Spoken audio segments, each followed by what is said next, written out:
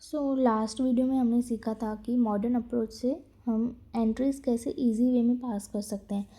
आज की वीडियो में हम सीखेंगे कि जो भी क्रेडिट ट्रांजैक्शन होती है परचेस या सेल की, तो हम क्रेडिट ट्रांजैक्शन पास करते हैं या जब भी हमें पेमेंट रिसीव होता है, हमें पे करना होता है, तभी दूसरी एंट्री पास करते हैं। तो उसका फाइनल इफ़ेक्ट क्या पड़ता है बिजनेस में, आज वो सीखेंगे। चलिए स्टार्ट करते हैं एग्जाम्पल से। फर्स्ट एंट्री है goods sold to Ramesh on credit of ₹5000। हमने गुड्स सोल्ड किए रमेश को, क्रेडिट पे 5000 के। तो इसकी एंट्री होगी Ramesh account debit to sales account. और मॉडर्न अप्रोच से इसकी मीनिंग सीखें। जब भी असेट इंक्रीज़ होता है हम डेबिट करते हैं, और जब भी इनकम इंक्रीज़ होता है हम क्रेडिट करते हैं। तो यहाँ पे असेट इंक्रीज़ हो रहा है इसलिए हमने रमेश को डेबिट किया, और इनकम इंक्रीज़ हो रहा है इसलिए सेल्स को क्रेडिट किया। बट इधर बात आती है क्रेडिट ट्रांजैक्शन है ये। रमेश हमारा डेटर है। डेटर वो होता है जो हमें पैसे देता है। तो डेटर हमारा असेट है और ये पैसा रिसीवेबल है, हमें फ्यूचर में मिलेगा, और इसलिए हमने इसको डेबिट किया रमेश को। और जब भी अभी हमें पेमेंट रिसीव होगा तो उसकी एंट्री होगी cash account debit to Ramesh account. हमको पैसा मिलेगा तो हमारी असेट इंक्रीज़ होगी, इसलिए हमने इसको डेबिट किया, और रमेश को हमने क्रेडिट किया। जब भी असेट डिक्रीज़ होता है तभी हम क्रेडिट करते हैं। अभी इसका लॉजिक समझते हैं। जब भी हमने उसको क्रेडिट पे गुड्स सोल्ड किए तभी हमने रमेश अकाउंट को डेबिट किया था।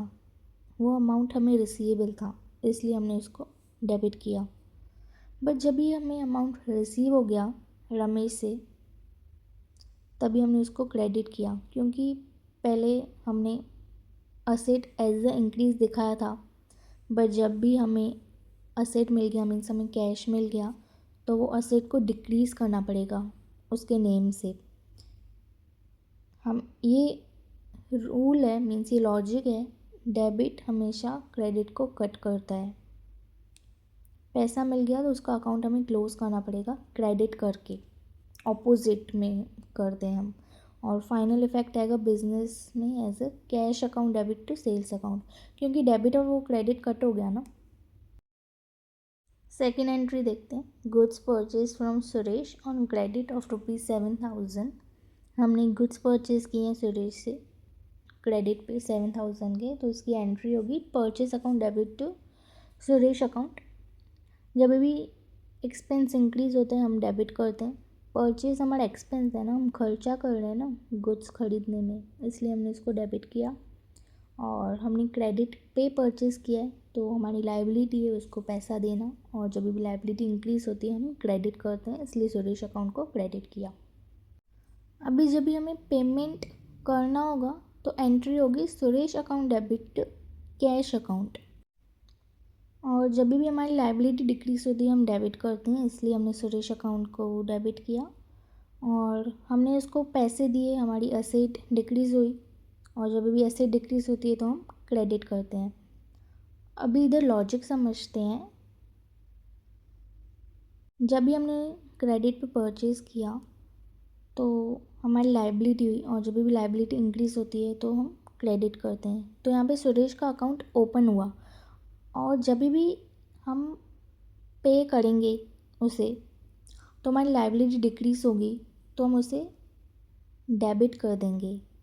पहले क्रेडिट किया फिर डेबिट किया तो इफ़ेक्ट ख़त्म हो गया ना, और फाइनल इफ़ेक्ट बिजनेस पे आएगा purchase account debit to cash.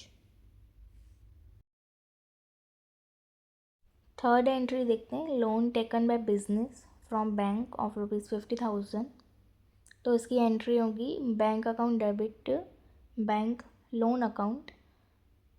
Bank को इसलिए डेबिट किया हमने, जब भी असेट इंक्रीज़ होता है हम उसे डेबिट करते हैं। बैंक हमें पैसा देगी तो हमारा असेट इंक्रीज़ होगा, इसलिए डेबिट किया। और बैंक लोन को इसलिए क्रेडिट किया, हमने उनसे लोन लिया है तो हमारी लाइबिलिटी है उनको पे करना, और जब भी लाइबिलिटी इंक्रीज़ होती है तो हम क्रेडिट करते हैं।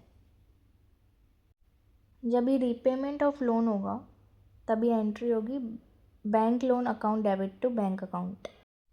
बैंक लोन को इसलिए डेबिट किया क्योंकि हमारी लायबिलिटी डिक्रीज़ हो रही है, और जब भी लायबिलिटी डिक्रीज़ होती है तो हम डेबिट करते हैं।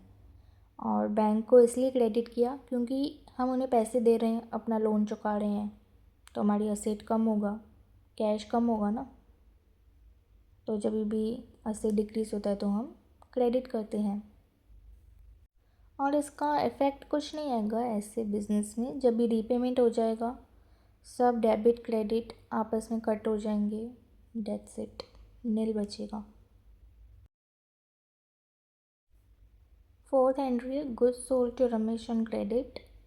हमने गुड्स सोल्ड किए रमेश को क्रेडिट पे 5000 के, तो एंट्री होगी Ramesh account debit to sales account.